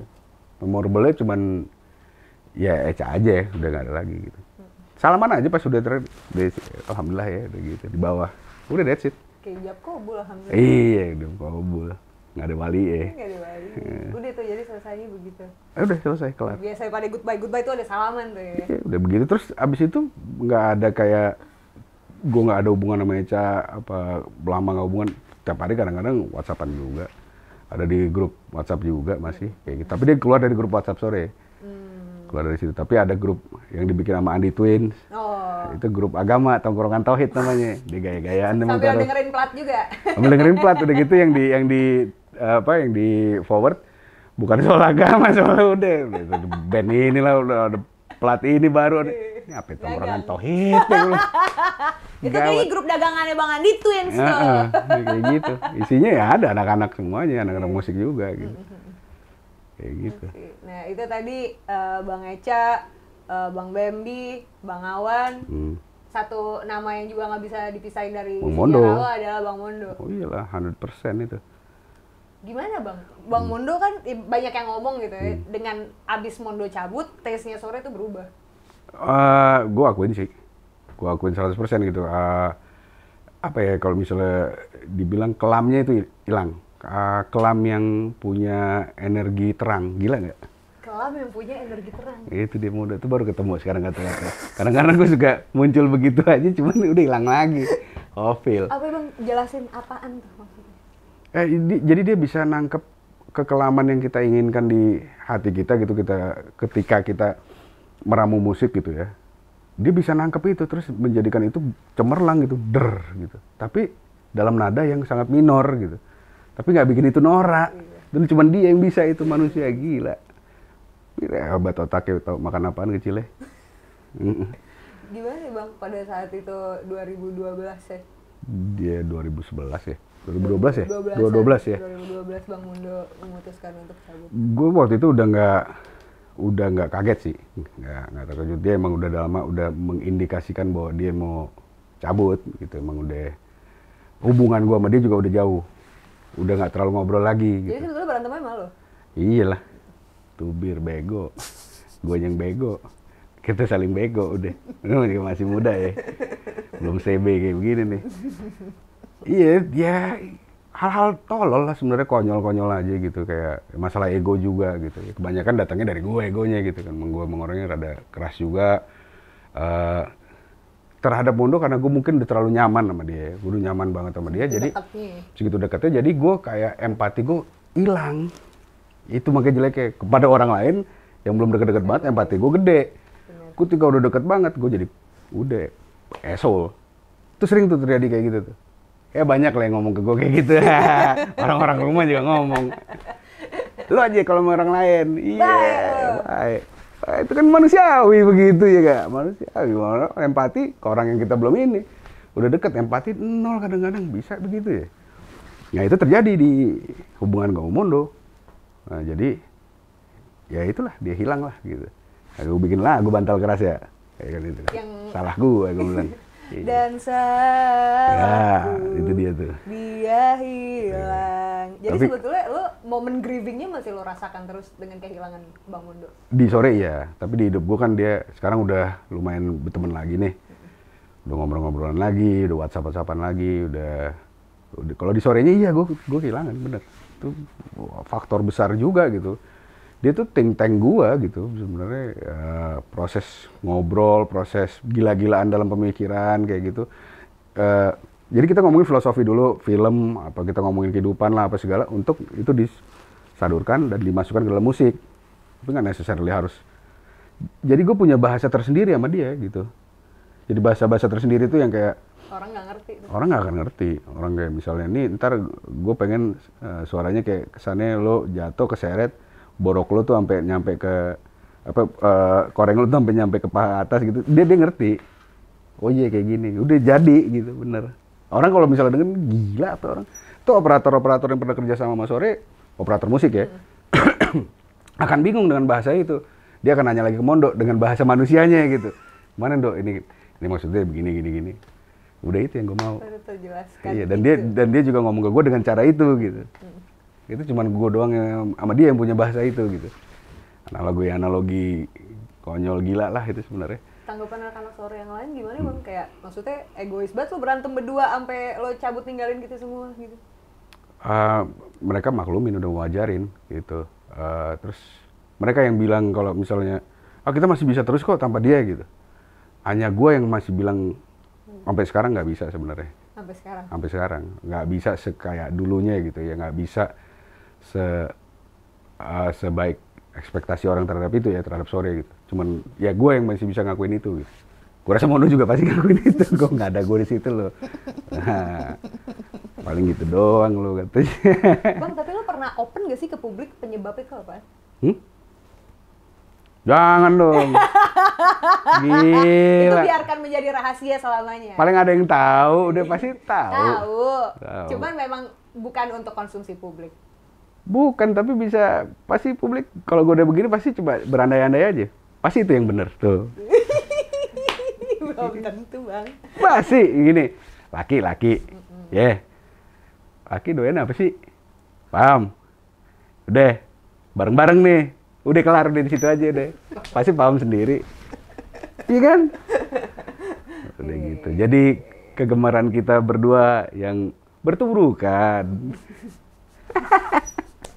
Ya udah di situ udah kelar. Kan gue nggak sebut ke mulut gue kan. Iya. Bisa apa aja. Bisa gue naik sepeda sama dia dua-duanya nubruk belang lu. Bego gitu. Bisa. Benar. Iya. Jadi itu penyebabnya. Akhirnya udah nggak kondusif lagi pada saat itu. Pertemanan dan bermusik pada saat itu. Iya. Gitu. Cuman pada saat itu mungkin yang kita Harman ya, bahasa Harman ya. Harman, naksir. Naksir. Yang kita Harman itu menciptakan karya-karya yang sangat indah antara kita berdua. Waktu itu terjadi di film Pintu Terlarang. Oh, Pintu Terlarang. Nah, itu kan semuanya itu kita yang handle tuh. Soundtracknya kan Bambi sama itu. Terus gue ngasih beberapa lagu kan di situ kan. Itu ada Mary Miss juga yang dinyanyi sama Alfred Ayala gitu. Itu operatornya sendiri waktu itu si Faye yang sekarang Jakarta 48 tuh. Oh. Faye Ismail bilang, "Gila nih anak berdua lagi kenapa ini gitu." Karena karyanya gila banget di sini gitu. Karyanya itu sampai nggak pernah gue denger sebelumnya gitu. Dalam selang waktu lama dalam di musik Indonesia gue nggak pernah denger. Gue harus dengerin lagi. Yang pokoknya ada tuh yang Mary Miss, yang Alfred Ayala yang nyanyi orang lain tuh. Terus ada lagi Nancy Bird lah apa segala gitu-gitu. Terus ya musik-musik di dalam ya gitu. Jadi lumayan membikin itu sebenarnya, bikin nuansa itu gitu. Kayak dua-duanya pengen terlihat bagus. Tubruk lagi itu. Buat Gunung Galunggung lah apa buat Gunung Kerinci deh apa segala. Bang, kalau ada hal yang sampai sekarang belum pernah tersampaikan ke Mondo tuh apa sih, lo mau ngomong apaan sih? Kalau dia ya gue waktu itu PA, sorry aja men gitu. Kan ente kan paham juga ya gak gitu. Udah dia mah udah paham deh, ya udah sip udah gitu kata dia. Udah anteng. Kalau zaman dulu mah nggak anteng, aduh sekarang mah udah anteng lah, udah CB juga, udah tua-tua juga, udah anak udah pada gede-gede, gitu kan. Jadi kan itu sebenarnya perekat juga sih, masa lalu gua sama dia yang pernah tubrukan gitu, jadi perekat untuk kita bisa ketawa nantinya, gitu bahwa gila kita pernah konyol ya ternyata ya ada gitu. Ada cerita bang? Ya iya, kudu ada begitu, benturan itu kudu ada. Kalau kata orang Betawi ada story-nya. Ada story. Gesah. Iya, itu dia. Oke, Bang. Tadi adalah bagaimana perjalanan lo bersama dengan, sekarang akhirnya sore jadi bertiga. Lo, Bang Bambi sama Bang Awan jalan lagi lanjut. Next lo mau ngerjain apaan lagi Bang? Dengan sore formasi yang ada sekarang. Single lagi, gue mau ngerjain single. Terus gue pengen Awan juga, kan dia juga punya production house juga ya. Dia punya kayak studio gitu. Bikin sesuatu lah sebenarnya sih, kayak kita kan suka humor gitu ya. Kenapa nggak? Stand up comedy. Gila ngapain? Berdiri capek. Gila. Apa dong? Podcast? Anything deh. Tapi sebenarnya nggak terlalu podcast juga. Gue pengen kayak ada suatu peran gitu yang dihidupkan. Perannya itu manggil orang. Terus kita berperan aja di dalamnya, tapi dalam nggak tahu ya, sketch ya, kayak mungkin sketch ya. Sketsa ya, bikin sketch ya, comedy gitu yang kayak ntar lagi dipikirin juga sih itu. Sangat bisa dijalankan gitu. Bisa banget gitu. Sih. Karena selain itu juga bermusik juga kan, selain itu juga kita produksi lagi yang single-single baru kita kayak gitu kan, masih ada beberapa tuh yang ngantri. Kayak gitu. Tapi gue pengen banget ke situ juga gitu. Karena di bisnis gue yang baru lagi ntar aja. Ya, gila-gila bisnismen banget sih, oh my god. Makanya itu lo lebih suka disebut bisnismen daripada musisi ya? Kagak, orang aja. Nggak Bang, kenapa sih Bang? Anak Pulomas Lebak Bulus aja ya. Kenapa sih Bang? Kenapa lo nggak suka disebut musisi? Karena emang bukan, gue main musik begitu-gitu aja, main drum nggak bisa, gue lebih lebih seneng dibilang orang mediocre aja sih. Gue mediocre dalam segala hal, gue mediocre main musik banget, main trompet gitu-gitu aja, main gitar bass gitu-gitu aja, mediocre jadi pelukis, tukang gambar gitu-gitu aja udah segala. Tukang typo juga gue mediocre juga, bingung juga gue jadi mediocre, gue orang mediocre gue kayak gitu, dan gue puas dengan mediocrity gue gitu. Maksudnya gue bisa bilang gue nyaman di situ gitu, bahwa at least gue bisa ada di situ dikit. Bapak gue pernah bilang, karena at least kau bisa try something gitu, kau cobalah sesuatu, kau bisa sedikit aja, kau udah bagus lah di situ gitu. Coba aja apa aja, kau coba itu, yang penting kau bisa. Dibilang sama orang bisa itu bisa. Nggak perlu dalam, yang penting bisa. Nggak usah dalam, mediocre udah kayak gitu. Gila, prinsip hidup gue banget. bener.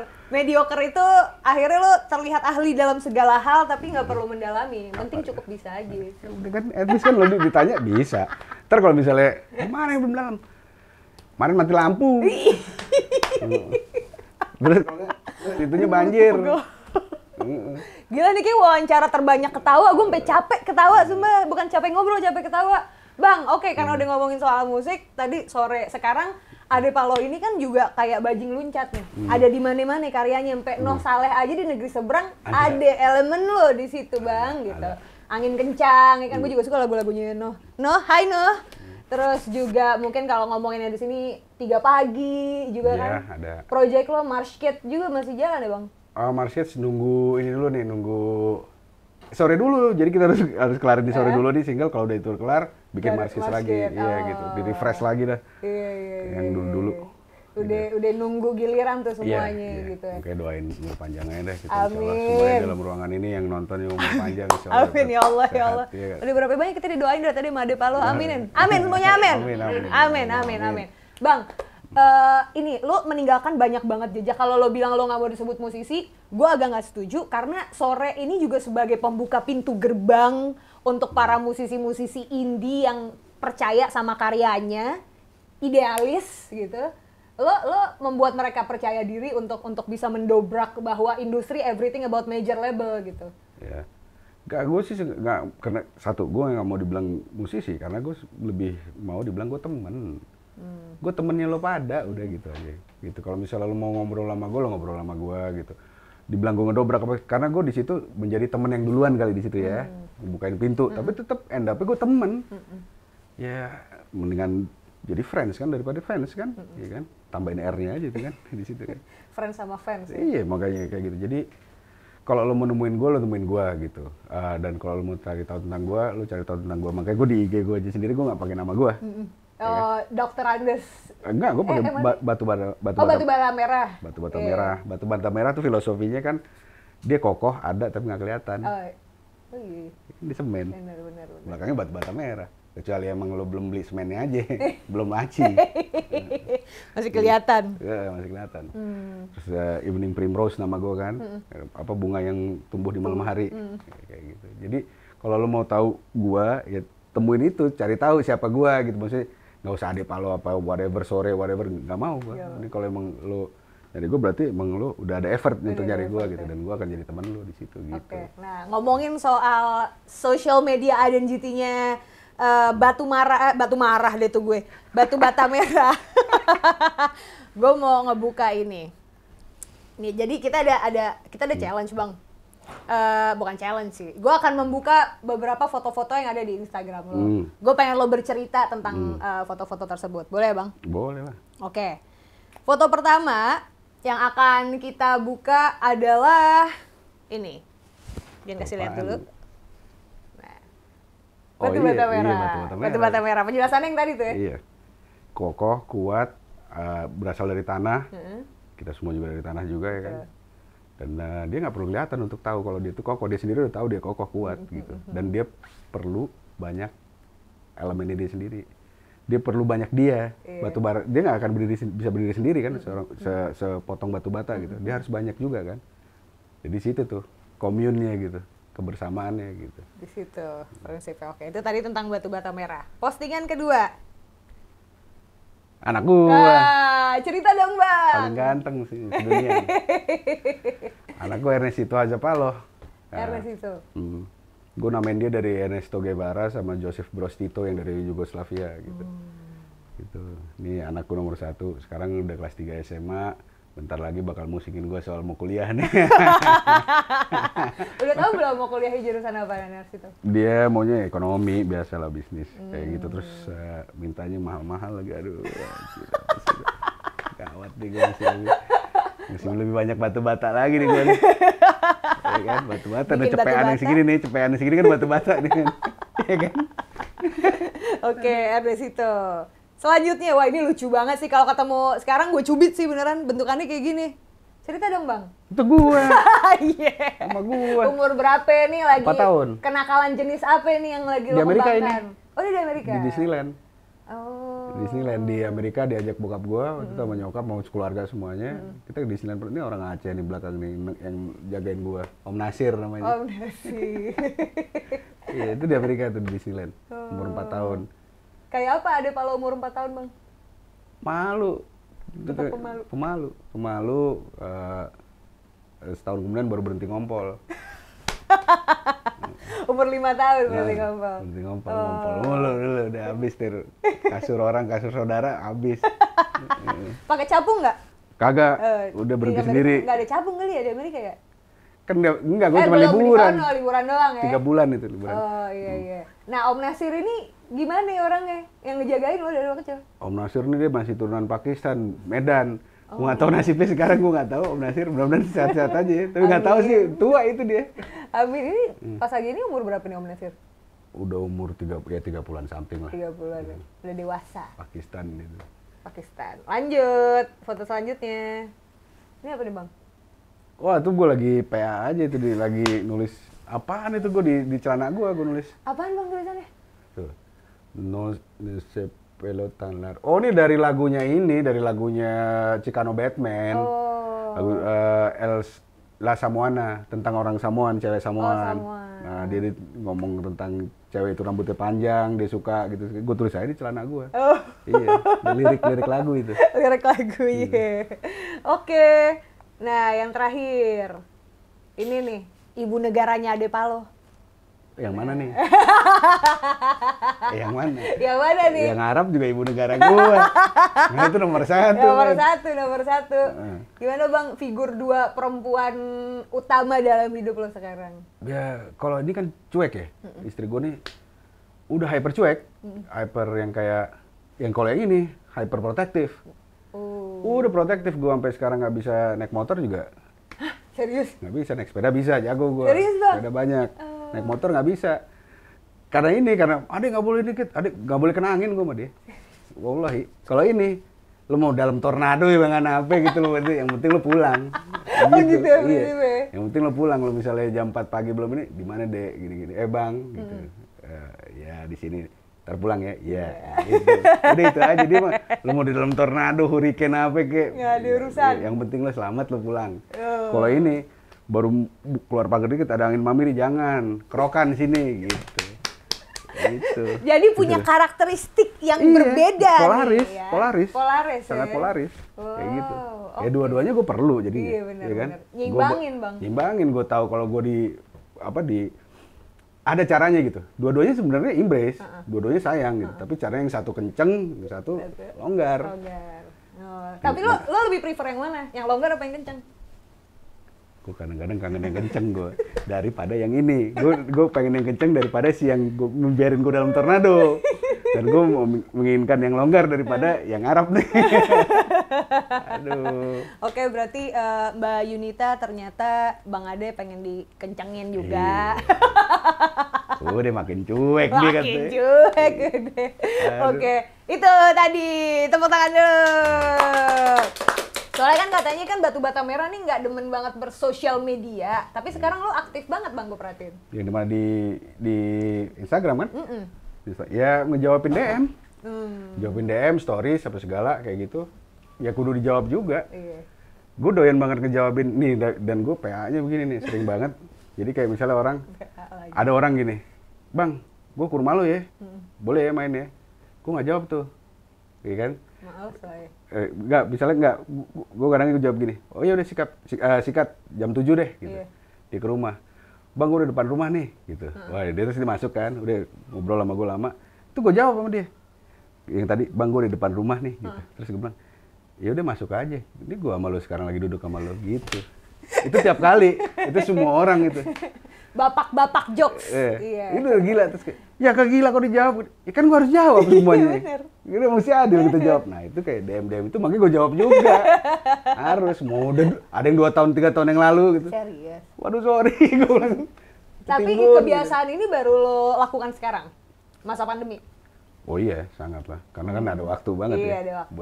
Sebelumnya berarti lo biasanya nyuekin DM?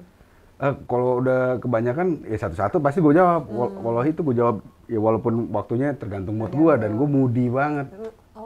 Udah 100% moody gue udah gitu. Kalau misalnya anginnya nggak bener ya dikit, udah paling gue tinggal mencet yes apa enggak gitu. Ntar aja. Males magernya. Gitu, ada magernya gila. Faktornya apa Bang yang bisa bikin mood lo flip seketika? Oh nggak ada, itu sangat random, dan gue sendiri juga masih belum tahu apa ya, upliftingnya, apa yang downwardnya, spiral downward gitu, sama uplifting gue nggak tahu perbedaannya kadang-kadang. Bisa bet gitu. Wah, gila sih. Oke. Gawat. Nah bang, itu tadi udah panjang banget tuh pembicaraannya sampai akhirnya ada lagu Bantal Keras. Gue inget banget nonton salah satu konser lo, diri anak-anak yang nonton request, bang bantal keras dong. Apaan sakit leher bantal keras mulu lo nyautinnya gitu. Perjalanannya sampai sekarang dan akhirnya Ade Paloh meninggalkan jejaknya di belantika musik Indonesia. Gue bisa ngomong gitu ya bang. Tapi lo nggak boleh merasa enggak gue bukan musisi, enggak. Gue kan nggak mengiyakan, nggak menolak. Iya. Tapi menurut gue sudah meninggalkan jejak lo di belantika musik Indonesia, bahkan ke luar negeri juga. Tadi gue sebut ada Noh Saleh. Lo ingin meninggalkan legacy sebesar apa sih? Kalau kata Vega Antares kan ada aliran musik namanya Ade Palohisme atau apa ya waktu itu Vega pernah ngomong, pokoknya lo lo ngedenger satu lagu, kalau tanpa lo lihat kreditnya lo denger, wah ini pasti ada Ade Palohnya nih gitu. Gue bisa kayak gitu bang, gue bisa mendengar sesuatu tuh lagu tuh ada Ade Palohnya gitu. Apa sebetulnya legacy yang ingin lo tinggalkan di dunia ini urusan musik? Urusan musik ya? Makanya gue nggak pernah nolak collab dari siapapun juga, ajakan dari siapapun juga gitu, karena kalau bisa dibilang ya imprint gue insya Allah ada ya, manfaatnya ada gitu, imprintnya gitu. Kalau misalnya pun gue udah nggak ada gitu, ya masih ada guanya juga di situ ya, ada sidik jari atau darah gue di situ gitu, yang juga dipersilahkan oleh yang berkenan di situ, oleh rumahnya gitu. Jadi anggaplah itu lagu tuh rumah, per lagu itu rumah tuh yang orang ngajak collab. Gue dipersilakan masuk, suruh duduk situ permanen gitu bersama dengan rumah itu gitu, dan berbagai rumah kan, berarti kan wah sangat indah banget itu keadaan gitu. Ya legasinya adalah gue akan mempersilahkan lagi diri gue untuk diundang lagi ke rumah-rumah itu gitu, kayak gitu, dan gue akan dengan senang hati bercokol di situ selamanya. Gitu. Bang, gue boleh nggak ajak lo ke rumah gue pengen banget diajak collab sama Ade Paloh bang. Bukan itu. Maksudnya lagu. Salah ya? Bukan Baitak. Oh, bukan ya? Ya, Baitak juga nggak apa-apa dah. Gue jual diri ke Ade Paloh gitu. Kayak gue pengen banget juga Baitak katanya. Vi Baitak. Apa itu Bang Baitak? Rumah ente. Rumah Intan. Vi Baitak. Vi Baitak. Baiti rumah kita. Rumah kita. Iya. Memungkinkan nggak sih Bang Aziza Hanum diajak kolaborasi sama Ade Paloh? Ya mungkin banget lah, kenapa nggak kan? Berarti kan dia ada rumah juga yang lagi dibangun kan? Benar. Ya, gue ikut bangun juga di situ kan? Iya. Rumah singgah sih jatuh. Rumah singgah. Semuanya rumah singgah. Tapi kita rumah singgah mana kita permanen di situ. Lamanya. Dan nggak mungkin didinai, nggak mungkin di-erase itu.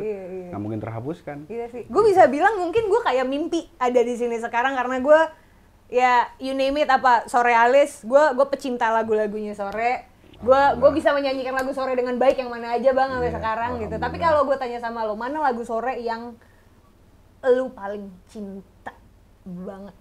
Suka banget dan itu ngerasa kalau kayak itu bukan lagu gue. Iya dong, harus gitu. Iya, oke. Saking indahnya gitu ya. Kayak ya kalau lagu kita kan langsung lagu gue. Esensimo. Dari Ports of Lima, itu yang paling gue suka, dan gue ngerasa kayak itu band luar yang kayak siapa ya, kayak bukan The Smiths ya, gue lupa lagi nama bandnya itu, ada deh band Scotland, gue ngerasa kayak mereka yang nyanyi. Oh iya? Gitu, jadi gue gak ngerasa itu kayak mungkin dari dan itu lucunya itu rekaman nyanyinya itu demo. Oh ya? Rekaman demo yang nggak pernah direkam asli jadi pure track jadi asli gitu. Jadi gue suka, dan gue nanya Mondo, gimana kalau misalnya ini di keep aja jadi real track gitu. Ya udah keep aja, nggak apa-apa, bagus kok di sini. Dan itu drumnya drum machine pertama kali kita pakai. Jadi bukan Bambi yang main. Tapi yang gambar. Jadi tapi sampai bagian terakhir stop ternyata. Jadi harus dibikin ulang lagi. Jadi cuman bagian terakhir yang dibikin ulang dengan Bambi main bener drum. Nggak kedengeran? Kagak, udah bagus lah. Itu ngejahitnya Mondo bagus. Gitu. Kedengeran sih sebenarnya yang pas yang terakhir gitu, yang terakhir banget itu beda sama yang sebelumnya. Coba ini lebih clear daripada yang ini. Nah itu yang dibikin Karena itu putus, udah nggak ada lagi. Karena gue cuma demo biasa aja begitu. Di situ magicnya sih gitu. Dan gue suka banget gitu. Prosesnya itu, terus gue main apa namanya, vibraphone. Gue bercanda sama Mondo karena vibraphone kan mesti pakai mesin. Yang pakai ada mesin yang buat gitu ya. Itu mati listriknya. Jadi Mondo harus begini nih. Gue lama-lamain mainnya, seneng gue. Buruan dong, pegel tangan gue. Udah tuh, tenang aja dok, nih gue lagi mikirin nadanya nih gitu. Udah dong, buruan dong gitu. Jadi kan manual nih gini. Jadi ini ada tali nih, tali itu mestinya bergerak dengan listrik. Dia jadi pakai tangan dia gitu. Udah dong, buruan gitu. Doyan banget lagu itu tuh. Padahal gue udah tahu nadanya. Doyan. Itu memorable tuh. Itu memorable banget ya. Iya. Esensimu karena apa dari secara musik dan lirik? Secara musik dan lirik itu tentang ya kembali kebebasan hidup di mana lo mau ngelakuin apapun yang lo mau, tapi ya dalam norma-norma yang lo tahu itu primordial tadi yang lo tahu, norma-norma yang harus lo keep juga gitu. Lo bisa hidup. Sebenarnya itu kan juga terinspirasi dari film 400 Blows kan, François Truffaut. 400 Blows itu 400 Blows. Oh, 400 Blows. 400 Blows itu tahun 54 apa itu film Perancis tentang anak kecil. Jadi kayak emang banget, dan itu ada piano terakhir deng deng deng deng deng, itu dari film itu kan. Gue yang mainin itu. Tentang kehidupan anak kecil yang ya akhirnya nggak ada akhirnya. Iya, itu dia. Dia cuma dilari ke laut, dia ngeliat laut gitu doang, udah habis. Jadi kayak let's see aja ntar what happens gitu kalau misalnya hidup kayak gitu kan. Dari seorang anak kecil gitu. Suka banget gue itu konsep itu. Lagu itu. Gitu. Dan gue nggak nganggap itu lagu sore. Oh iya, bandnya Travis.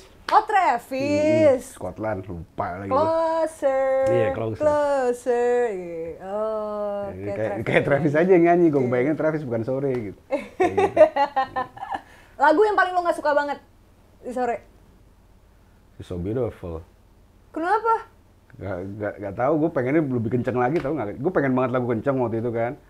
Kurang kenceng bagi gue. Jadi kayak gagal aja buat. So Beautiful. Itu nyanyi lu nggak sih? Lance. Orang Belanda. The Miskins dulunya kan. Band The Miskins. Lance Terwi yang punya bar IP itu Eastern Promise di Kemang. Oh, Eastern Promise. Itu yang punya. Kan dulu bandnya The Miskins, dia sama Bambi juga, sama Bampak. Oh, gue nggak pernah ketemu, pernah ketemu sama istrinya sama anaknya doang, yang cewek. Oh ya, yang di Sentul ya? Iya.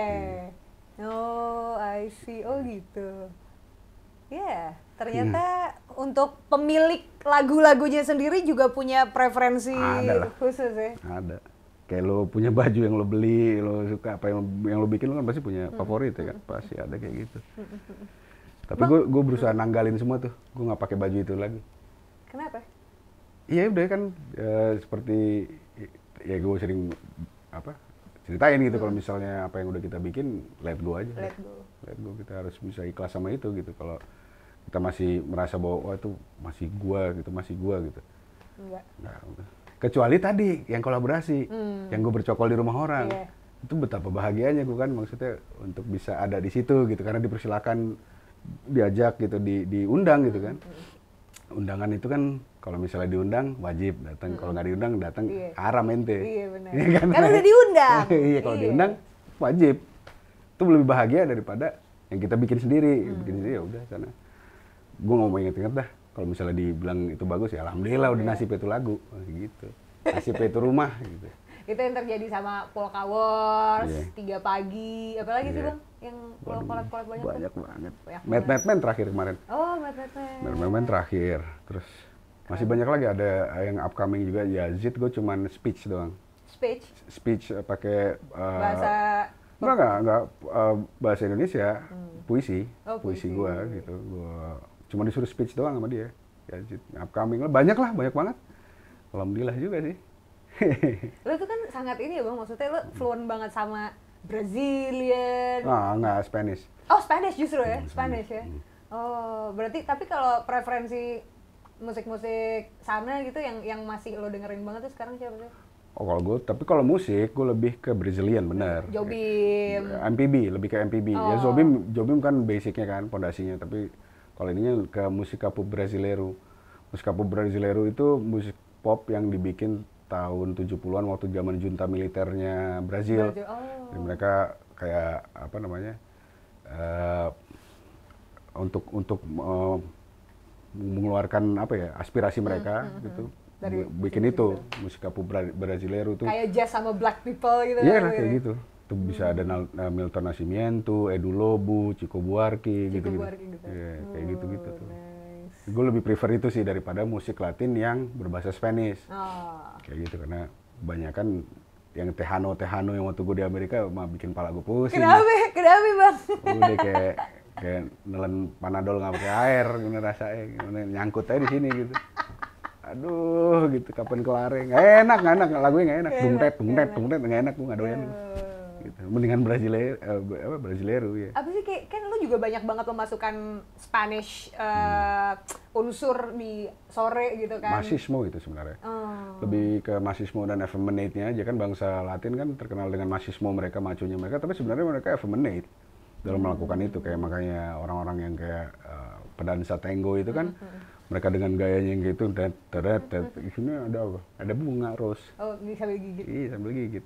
Kan gila itu dualisme itu kan. Itu gue coba capture di situ dan naro itu di situ bahwa sebenarnya kita juga sore juga dulu namanya sebenarnya gila sih sore sih. Namanya, bener gak sih sore itu nama Om Eros Jarot lo balik? Enggak, masih awam. Sore Eros kan katanya lo ngefans banget kan sama Om Eros? Sangat ngefans, tapi bukan dari situ. Oh, bukan. Enggak, maksudnya sore, gue tuh kan pencinta kembang gitu. Dulu gue mau namain sore itu Melati namanya. Makanya di lagu Bantar Kelas. Dan bila Melati rindu. Melati itu adalah nama sore yang sebenarnya. Oh serius? Iya. Bawa dulu judul-judul lagunya ada Ikebana lah, tuh rangkaian bunga apa gila, terus kata Mondo bilang gila lu deh kayak terlalu perempuan. Jangan, oh iya udah jangan deh. Kok gue mau denger Melati ingetnya Guru Soekarno Putra ya? Ya pasti dari dia juga. Guru Gypsy gitu akan selalu dari mereka sih sebenarnya influence-nya gitu. Nah maksudnya itu ya gitu sebenarnya sore juga dalam masismonya itu sebenarnya nggak bisa dipungkiri kita tuh effeminate semua, perempuan semua juga dalam aslinya kita emang perempuan, semua manusia semua kan perempuan. Sebelum muncul Zubbe kan, iya benar di rahim perempuan semua. Jadi nggak bisa kita pungkiri itu gitu. Nah masismonya itu ditambahin dengan latinisme itu, kayak gitu. Si Melati itu. Si Melati, jadi sebenarnya Melati. Ya nama gue di IG aja Evening Primrose kan. Suka banget gue sama. Gue nggak suka yang tanaman yang lain kecuali bunga-bungaan, kembang-kembang gue suka banget. Mekarnya malam tuh kan. Evening Primrose, mekarnya malam. Iya. Oh iya, Om Eros Jarot, lo udah sempat bikin project bareng gak sih, Bang? Belum sempat, cuman gue pernah interview dia kan waktu di Rolling Stone ya. Cuman belum sempat. Tahu deh kapan deh, insya Allah deh. Apa sih yang bikin lo suka banget sama Om Eros? Wah dia itu yang tadi lo bilang ngebuka jalan ya, yang sebenarnya ngebuka jalan dulu Eros Jarot dalam soal masalah lirik gitu. Dia dengan kata-katanya seperti cakrawala, kata-kata, waduh merekuh masalah apa, waduh itu dia semua yang buka gitu. Dia terus diberikan kepada Krisya, diberikan kepada Joki dulu almarhum. Itu semuanya dia yang ngebuka gitu. Jadi gue berterima kasih banget sama dia karena ngebuka jalan itu gitu. Bahwa gue bisa sebebas itu mencampur adukan bahasa gitu ya, kalimat-kalimat gitu untuk sebuah lagu ya karena gue belajar dari dia. Soalnya kan bikin lirik bahasa Indonesia itu nggak gampang kan Bang? Susah banget, supaya ya? nggak cheesy kan. Iya. Susah banget, paling susah. Dan biasanya gini, gue kalau nyiptain lagu pasti gue bahasa Inggris dulu. Bahasa Inggris dulu, terus kayak misalnya, wah nih tapi nyawanya di Indonesia nih, baru gue Indonesiain. Dalam bahasa Inggris gue bisa kelar 1 malam, bahasa Indonesia 4 hari. Susah. Oh iya. Susah kayak gue bunga di telinganya buat Noh Saleh tuh. Iya. Seminggu. Serius? Terus, wah apa ya nggak ini ya nggak. Iya. Lebih ayu dengan bunga di telinga. Saking susahnya bahasa Indonesia itu. Nah, itu palohisme tuh. Kata si Vega ya. Gue mencontek kalau gue nggak salah ya Mas Vega ngomongnya gitu. Soalnya kemarin sempat ada satu band yang baru rilis juga. Ada lo bantuin juga apa sih Bang? Gimana di review sama Vega, aduh CD-nya gue sampai udah pre-order tapi gue lupa. Kali. Bukan. Lupa gue. Aduh. Compadres. Oh, Compadres. Iya. Langsung kayak ada palo. Iya, karena teman juga. Jadi teman juga. Compadres kan juga sempat berapa kali ngikut sore, ngebantu sore kan. Oh, si Adi Rahman, frontman-nya. Sama Gilang juga ada di situ kan? Oh iya, Gilang bantuan lo juga. Sama si istrinya itu, Vina juga ada main. Ya teman juga. Jadi ya kan? pasti smear off lah, pasti ada ya, ada rasa smearnya gitu. Palohisme. Palohisme. Palohisme. Bang, Soreisme. sebelum kita menutup sesi jadi gini sekarang, apa sih Bang yang lo lihat dari nowadays music yang ada di sekitaran kita? Nama-nama besar, ada Pamungkas di situ, ada Hindia, musik-musik seperti Nadine Amizah yang memang membuai-buai dengan lirik-lirik yang mungkin mengkritisi masa sekarang, tapi mereka bisa membawakan dengan gayanya mereka gitu. Apa sih yang lo lihat dengan ya ekosistem musik indie terutama ya? Konten peran. Mereka membuat konten dengan perannya masing-masing gitu. Sebenarnya konten jadi gitu. Bukan my taste ya, it's not my taste, tapi bukan bilang itu jelek. Bagus sudah untuk zaman ini, zeitgeist-nya, spirit of the moment-nya itu.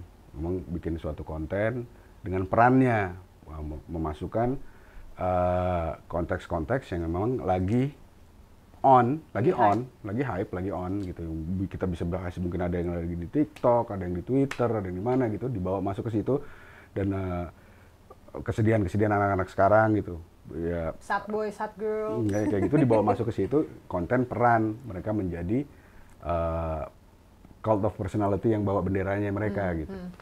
Dan bagi gue sah-sah aja gitu, tapi not my taste gitu. Yang your taste yang mana? Yang masih tetap gitu aja udah terus. Yang mana itu? Ya gitu, maksudnya yang masih kayak siapa? Oh, ini orang Jason Ranti, Bilal Indrajaya, Jack juga, Romantic Echoes, gitu yang masih berselam dan berenang bersama dengan kata-kata yang diramu indah gitu untuk siapapun juga yang nggak partikular ya. Jadi nggak langsung nembak kepada partikular objek, tapi kemana-mana merebak ya gitu. Tinggal orang itu nggak ngerti sendiri masing-masing yang dengar gitu. Kalau misalnya yang tadi gue bilang konten peran itu pasti ada satu judul yang mengisahkan satu kisah yang partikular terhadap ini. Kalau mereka nggak, semuanya bisa kena gitu, kayak gitu. Tidak partikular terhadap satu objek atau subjek, kayak gitu. Dan sekembalinya Sore untuk masuk lagi ke industri ini dan mulai merebak dengan musik dan lirik-lirik yang Sore buat, apakah ada formulasi baru? Karena sekarang kan ya tadi lo sempat sebutin TikTok, konten peran and everything gitu. Apakah lo masuk ke ranah itu atau lo tetap akan hadir dengan Sore yang orang-orang udah cinta? Akan hadir dengan Sore, gitu, karena first and foremost, we don't give a fuck. Boleh kan ngomong gitu kan? Boleh dong. We don't give a fuck. Boleh Whether we make it or not, ya we don't give a fuck. Yang penting kita bikin suatu karya, kita puas sama itu, mudah-mudahan itu bermanfaat buat orang, diterima sama orang. Dan kita harus jadi somebody and make ourselves to be somebody gitu. We know ourselves from the beginning, from the get-go, we know ourselves. We don't have to be somebody that we're not.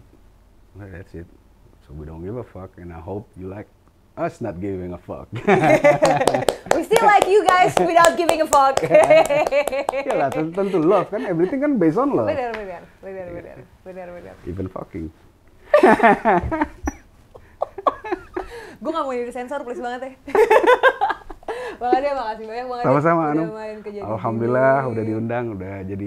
Ini kan rumah yang bisa jadi dibilang permanen juga kan? Permanen. Ini kan suatu karya kan? Bener. Insya Allah, amin. Doain ya Bang. Amin, insya Allah. Berkeh. Kita ambil berkehnya dari Bang Ade. Jadi Abang apa Ade? Antara dua deh tuh. Gua aja udah dibilang sama Yogi Coffee Board dibilang manusia oksimoron, udah Abang Ade. Yogi Sumule. Iya dia, manusia oksimoron. Oksimoron. Udah Abang Ade. Abang Ade. Terima kasih banyak. Sama-sama, Bang Anu. Ade. Alhamdulillah, Sehat-sehat. Semoga kita masih punya kesempatan. Thank you juga untuk buat ketemu guru-gurunya lagi. semuanya, alhamdulillah. Siap. Tepuk tangan dulu dong buat Ade Palo. Sukses ya Bang buat proyek Thank you. solo lo, Thank Dr. you. Andes. F. Akmar. F. Akmar. Iya. Semoga lancar jaya Amin, dengan semua yang insyaallah. dibikin. Amin. Makan pisang dulu dong, nih pisangnya masih ada. Oh, Bang. iya, nih. Ini pisang Dari ajib. Bu bukan Nani Bu- ya? Bu Nani. Bu Nani. Segigit dulu. Super duper enak banget. Bentuknya kayak ekor bison. Kata Bang Ade, kayak ekor bison saking gedenya. Kalau iya kan tahu apa buntut goreng tau kan? Buntut goreng juga. Kayak ekor bison. Enak banget lagi. Enak banget. Terima kasih Bu Nani. Dan itu dia tadi obrolan gue bareng sama Bang Ade Palo. Semoga teman-teman bisa mendapatkan banyak hiburan, insight baru atau ilmu baru. Jadi yang pengen ngobrol. Ternyata Ade Paloh tipikal businessman yang bisa bisa meladeni apabila teman-teman pengen tukar pikiran. Jadi silakan langsung DM aja Batu Bata Merah ya. Thank you banyak Bang Ade. Dan itu dia episode Jadi Gini kali ini. Sampai ketemu lagi di Jadi Gini berikutnya. Gue Aziza Hanum, mohon pamit undur diri. Ciao. So, jangan lupa untuk like, subscribe, komen, dan juga share video ini ya. Sampai ketemu di Jadi Gini berikutnya. Bye-bye.